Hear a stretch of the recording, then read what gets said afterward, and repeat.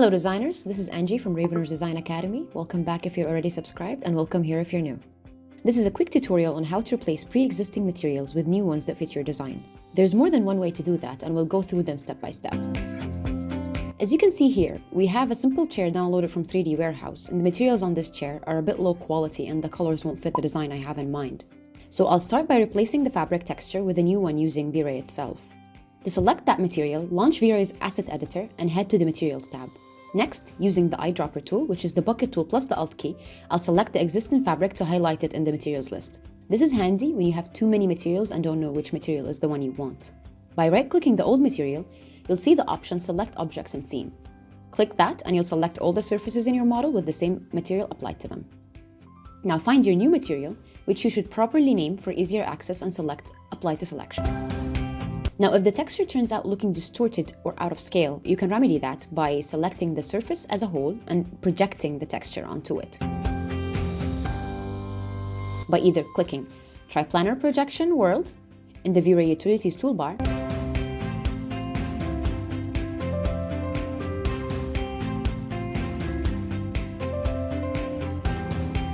or right-clicking the intended surface, navigating to VRay UV Tools, and selecting the same object.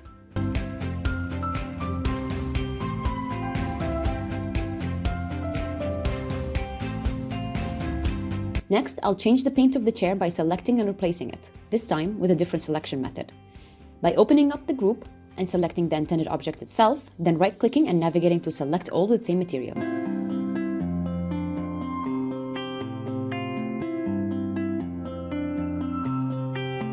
I'll then right-click the new material in the Asset Editor and select Apply to Selection. Another way of replacing it is that I'll select my new material in the Asset Editor and using the bucket tool, apply the material to the object. This method of selection is too time-consuming for my liking because it edits each group or component on its own instead of everything in my model. I just stick to the method I used earlier if I'm mass editing. I only use this method if I do want to edit a specific group or object, but not others with the same material. A quick tip: if you have a certain object that you want more than one of in your model, convert it to a component before copying it, so you only have to edit one of those copies and the changes get applied automatically to the rest.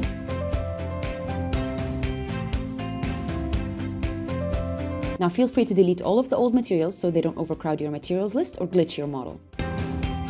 That's it for today's tutorial. Make sure you like this video if you found it useful and subscribe if you aren't, so you get more videos like this every week. Thank you for watching and happy designing.